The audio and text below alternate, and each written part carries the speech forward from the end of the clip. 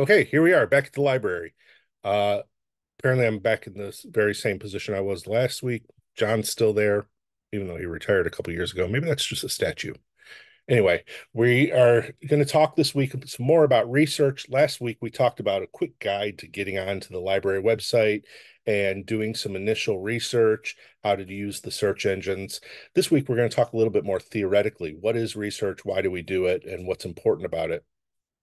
Um, while I did the video last week, I think I stressed a couple of people out looking at the discussion board because I said, oh, that's not a scholarly source. So we're going to define scholarly sources this week, make sure you know what you're looking for. But the whole point of this is not to stress anybody out. It's not to say that you're doing something wrong or doing something inappropriately. Keep in mind that I'm grading you on process and engagement, on how on whether or not you're involved in the course. It's not about doing things right and wrong.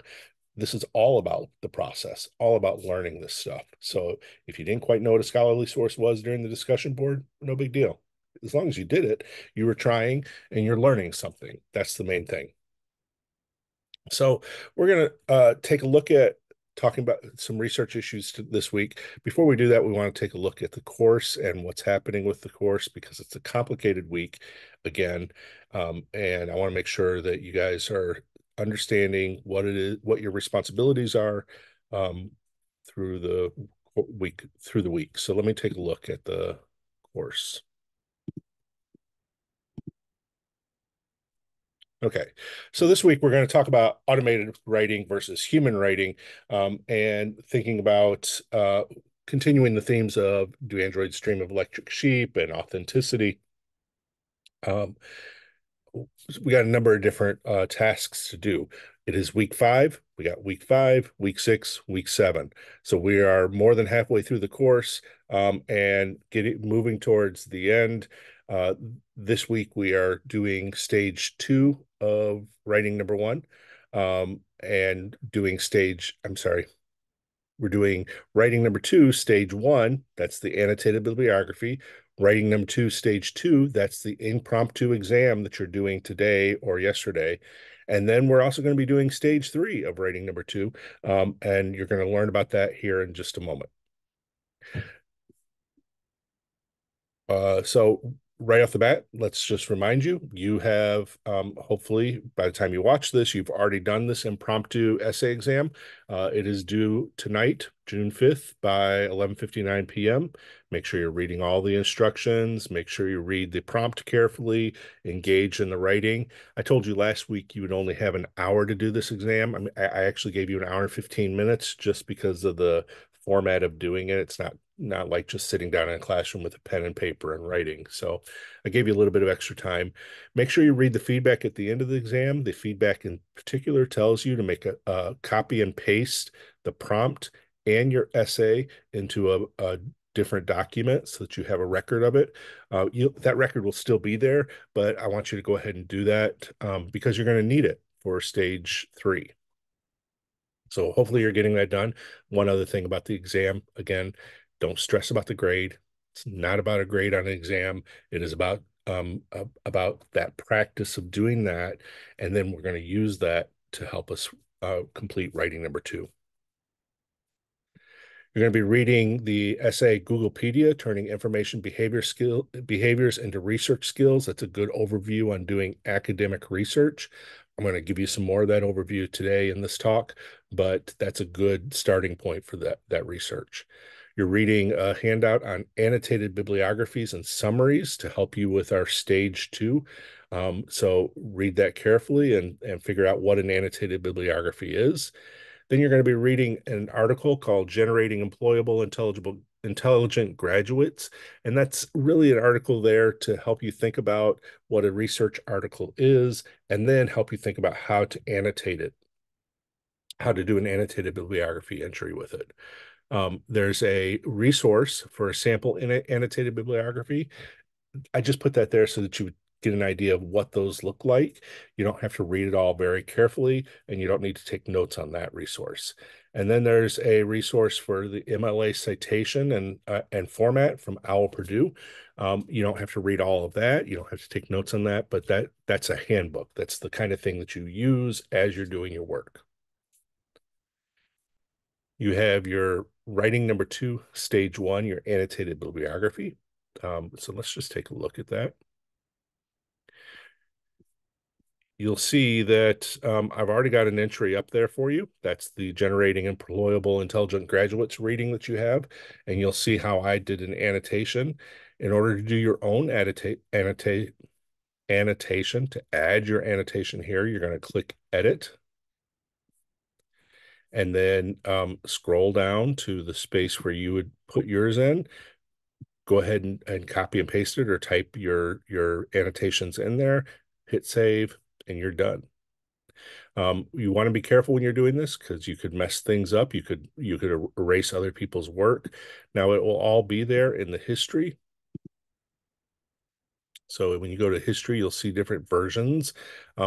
We can recuperate things, but you want to be careful and be respectful of other people's work. So click edit, enter your entry, and then hit save.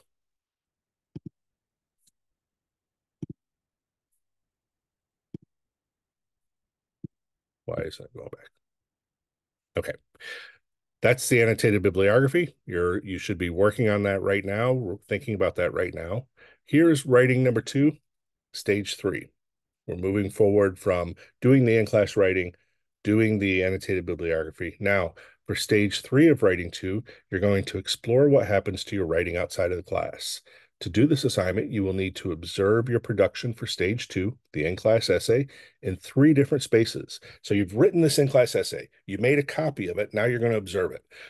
To do this, you copy and paste your in-class essay into a Word or Google Doc, and then you accompany your paper to 3 spaces, observing carefully what happens to the paper and to you in each of those spaces.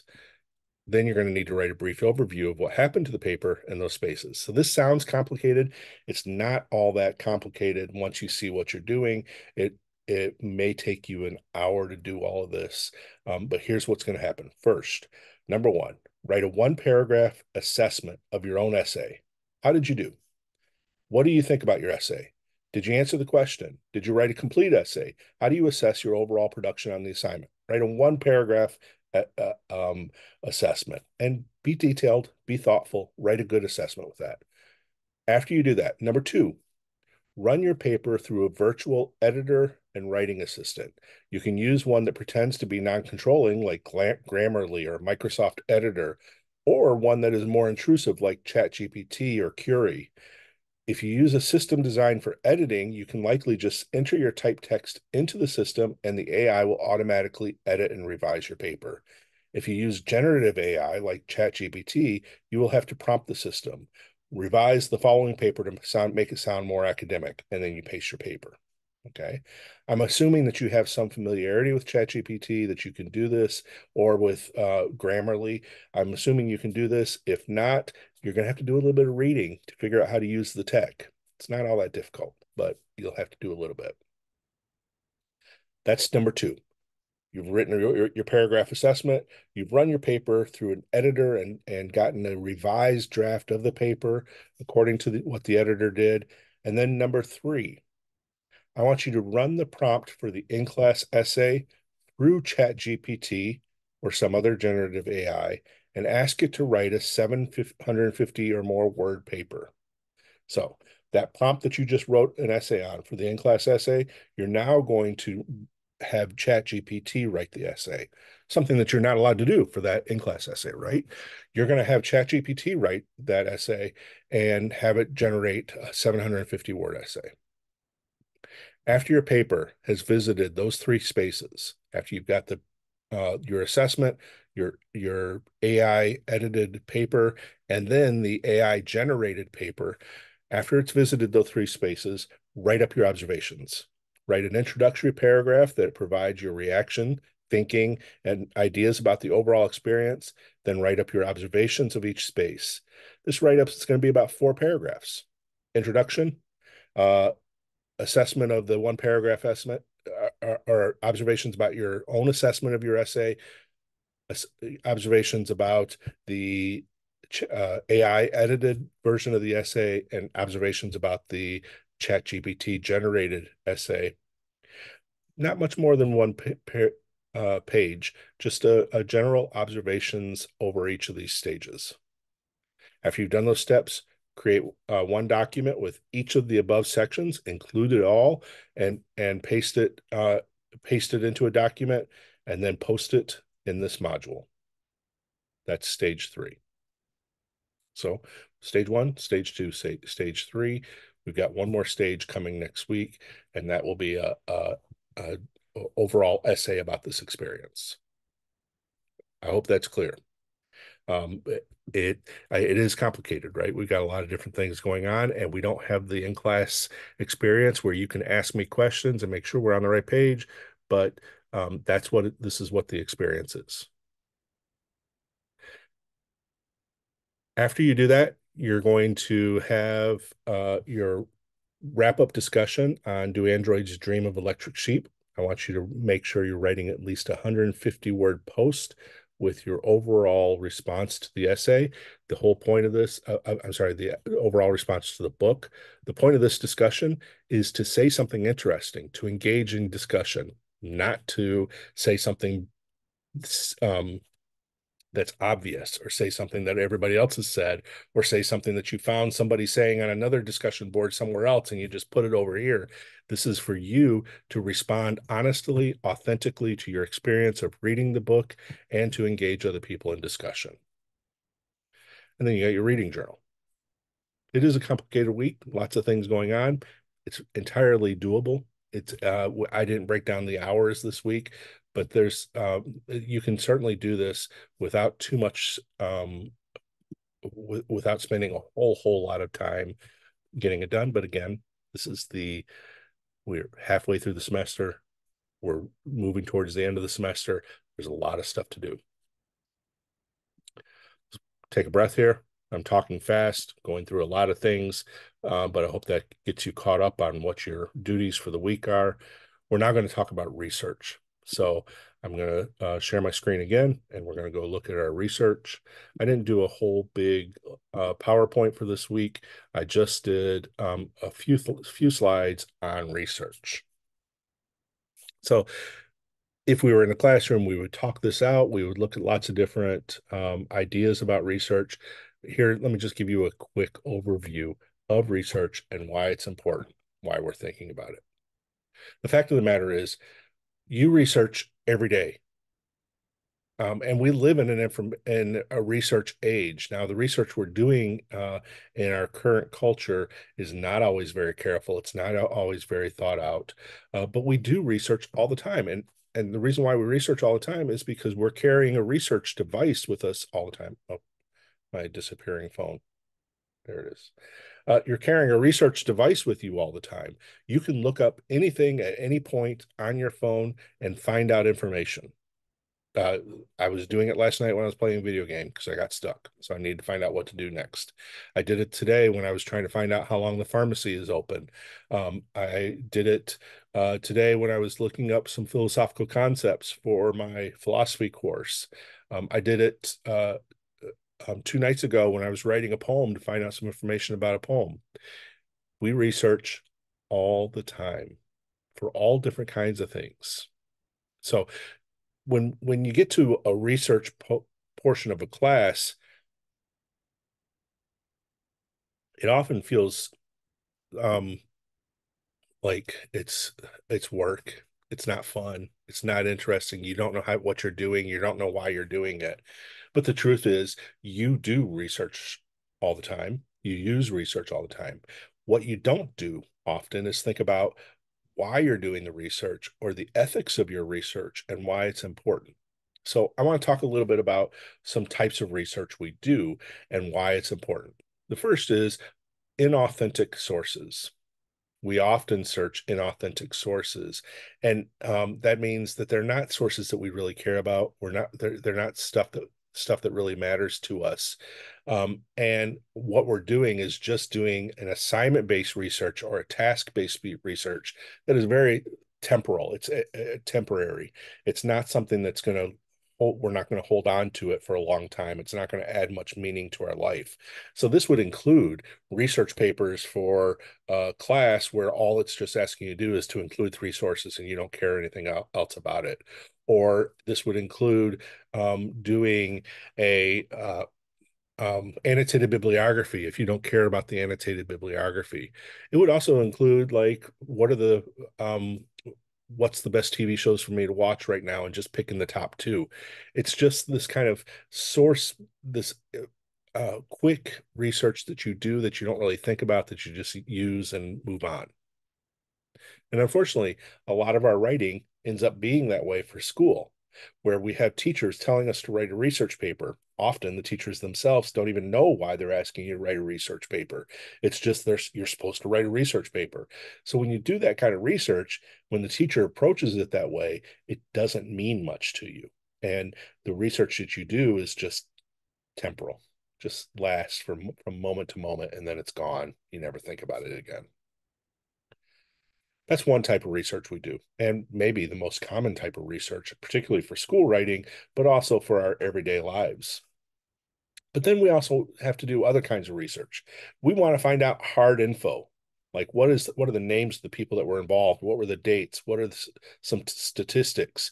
We want to find out solid information that we can hold in our brains so that we are more knowledgeable. And we do that research all the time too. Often when we're watching a TV show, my spouse will see somebody on there and she can't remember what shows that person was in before, so she goes and researches the person's name, their film, the film history of them, what they've been in, how old they are. Uh, we go and look for hard information all the time, and that kind of stuff that does sometimes stick in our brain if it's more important to us. We also do it for our writing. If you're writing something and you need to speak with authority about, say, Philip K. Dick and what his background was, because you need to, um, or what year he was born, because you want to make some kind of point about the era that he was writing in, then you need hard info, and you go find that info. We also do background info research, where we build not just names and dates and statistics, but a history, the people that were involved, the movements. We want to understand the context around our information. So we have to do a deeper level research for background info. That helps us makes us more knowledgeable, and gives us more authority over information when we can build this solid background. Uh, we do this kind of research all the time as well, but usually that's a more refined kind of research that we're being more careful with and more practiced with, so that we can make sure we're getting authoritative sources, so that we can cite those sources and use them in our work to support what we're trying to say with our arguments. And then for me, the most interesting, most valuable kind of research is interpretive info. When we're looking for definitions and arguments and theories that people have made, when we're looking at the scientific research and the arguments, the conclusions that have been drawn from that, that is interpretive info that other people have made about our topics, but also stuff that would help us do our interpretations and help us develop our own meanings based on different definitions that people might offer, say, for authenticity. If you go find what a philosopher from the 18th century says about authenticity, and then you go find what a theorist about online culture has to say about authenticity from the year 2022, and you put those two together, what do you come up with? Interpretive research helps give us ideas, helps tells us what ideas exist, and helps us form our own ideas.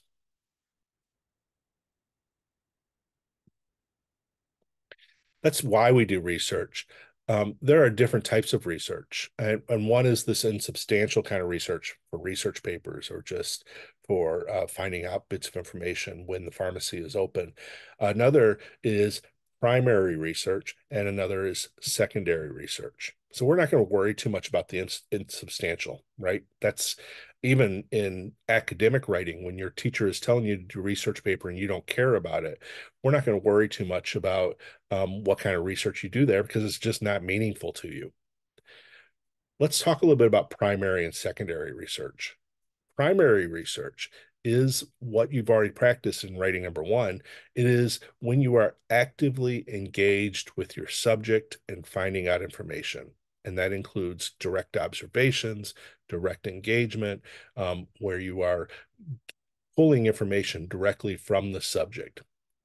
That would be interviews, surveys, textual history of the subject, ethnographies. That's primary research. And that the word makes sense, right? It is primary, it is first, it is right on top of it.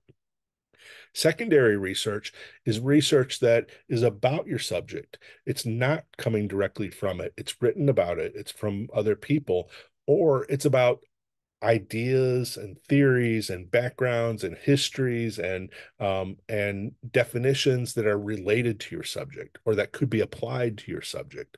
So you may be searching or doing interview on generations and technology, and then you go find a theory about generational development, or you go find a theory about the generations of technology. It's not directly your subject, it is secondary, but it could help you make an argument about your subject. So we got those basic types of research. Insubstantial, we're not even going to worry about it. It's just it's kind of work you do that's temporal.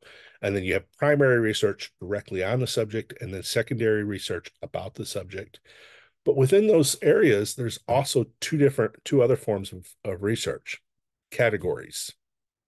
One would be popular sources, sources that are accessible by anybody, sources that can be read by anybody and understood by anybody. And then scholarly sources.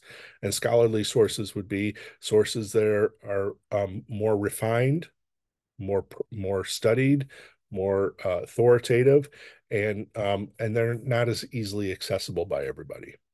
So this particularly applies to secondary research. Secondary research is often library-based research or textual-based research. And when you're looking at a popular source versus a scholarly source, you're looking at two different kinds of sources within that secondary research. So let me give you an example. If I want to find out about, I'm a diabetic. If I want to find out about diabetes, I could go to diabetes.org, or I could go to healthcare.org, or smarteating.com, and I could find all kinds of information. It'd be written there right for me. I'm not a dietitian. I'm not a scientist, so I just need some easy information about diabetes. I can go find it. It's all popular sources. I can go buy books at Barnes and Nobles about eating and diabetes, and it would all be understandable. That's popular sources, but there's a whole body of scholarly research out there written by medical doctors who have done scientific studies, written by dietitians who have done scientific studies, or even written by cultural theorists who have thought about the meanings of diabetes in our larger culture. That's scholarly research. It is more authoritative. It is doing more work, different types of work. Basically, popular sources are giving us the information we need right on the surface. Scholarly sources are going deeper into the surface. So how do you know what a scholarly source is? Well, first, a scholarly source is almost always peer edited in some way. That is, it's not, I can't just write something and say, this is scholarly. Instead, I've got to show it to other people and they say, yes, this is scholarly. That is, it goes in front of a body of my peers and they make a decision that, yes, this is usable. This is new information. This is important. Or no, this doesn't really follow the what it should do. It's not authoritative. It's not important. And that's an important aspect here. When you hear somebody online on a video citing a source, If it's not a scholarly source, then you don't really know how authoritative it is. If it is a scholarly source, then it will be accepted by the field, by the experts in that field as being scholarly. And that's an important thing, particularly in an important qualification, particularly in today's culture, where you have people citing sources all the time. You're on Twitter and somebody says, well, what's your information? If it's just a popular source where we don't really understand where it came from, it's not reliable. If it's a peer edited scholarly source, it at the very least has a community behind it that is saying, yes, this is authoritative. Now, because it's peer edited, it is often field based. That is, your secondary scholarly sources are often coming from a specific field. And I just gave you an example of it with diabetes. You can have medical doctors, which is one field. You can have dietitians, which is another field. You can have uh, healthcare therapists or medical therapists who help you deal with the emotions of healthcare issues as another field. You can have a cultural theorist who talks about weight and diabetes as a cultural meaning. These are different fields, and so scholarly sources are often based within those fields. And if I'm writing within the more cultural analysis field, I probably want to go find some cultural theorists to back me up more than I want medical doctors, because the cultural theorists are going to lead me more to meaning. Medical doctors are going to lead me more to medical research. We also have scholarly sources are written by experts, often professors, people whose jobs are to do academic scholarly research and writing. You have to have a certain level of expertise in order to know what is it that everybody else is talking about and where do your arguments fit in. Anybody can go write about diabetes, but in order to really understand why your arguments are important, you've got to have a whole lot of educational background to be able to do that. A doctor does not become a doctor unless they are expert in their field. And that goes both for medical doctors and doctors of philosophy. Because these are written by experts and professors, there's often a lot of insider language and concepts that makes this stuff harder to read. I have a harder time reading, say, medical doctor research on diabetes. There's a lot of numbers in there, a lot of stuff I don't understand. Whereas I have a much easier time reading cultural theorists' arguments about diabetes. That said, my father, who was a smart guy, he's not with us anymore.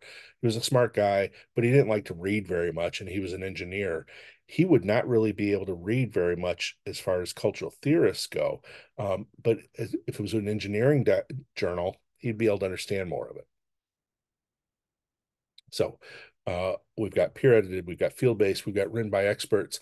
There's and the insider language and concepts that people need to know. Here's a couple other important aspects of scholarly sources. Often they come from nonprofit presses, often from academic journals or university presses. That's because of the peer edited nature, right? It's not for profit. When it's for profit, we don't really necessarily care about the truth. We just care about whether or not something will sell. When it's nonprofit, you have to make sure it's got expertise in order to be accepted. Because of this nonprofit, that often the stuff that you read in scholarly research isn't really written to appeal to a mass audience. It's got a lot of citations in it. It's got a lot of ways of talking to the field, and it's accepted by the larger field because of those citations. Scholarly sources often do a better job of asking questions and posing arguments than they do telling us what we want to know. They complicate issues. They make it more complex because, of course, they're working at this much higher level, and they want to know more about why than they do want to tell us what and how to. That last line is a little confusing. Scholarly sources search for the why. They don't say what the why is. Sometimes they do, but generally they are engaging in discussion about the why. They are not telling us exactly what it is or how to. This is an important distinction. In a popular source, we are also often just looking for the basic information, often for our temporal reasons. But with a scholarly source, we're looking for something deeper, more complex, more substantive that we can use in our own arguments.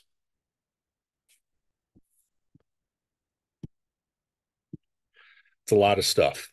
And I'm not expecting that you're going to understand it all right now, but it's worth thinking about as you're doing some academic research for our annotated bibliography, as you're looking at what ChatGPT does to your writing, as you're thinking about why that authentic writing versus that inauthentic writing matters. It's worth thinking about the fact that you are thinking in scholarly ways, and using scholarly sources to help you talk about those ways is important. You got a lot of work to do this week, obviously, and we got more work coming next week. Next week, we are going to start reading Team Human, so make sure you have that book and you're ready to go. Uh, do a great job this week. If you have questions, send me questions before Friday. Don't send them to me on Monday after evening at 10 o'clock. There's not much I can do at that point. Send me questions right away so we can talk about it and figure out what's going on. But rest assured, if you follow that plan that's on the Moodle page, you do what's it's asking you to do, it's all pretty clear. You shouldn't have that many problems.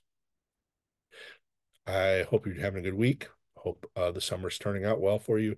Let me know if you have any questions, and I will talk to you next time.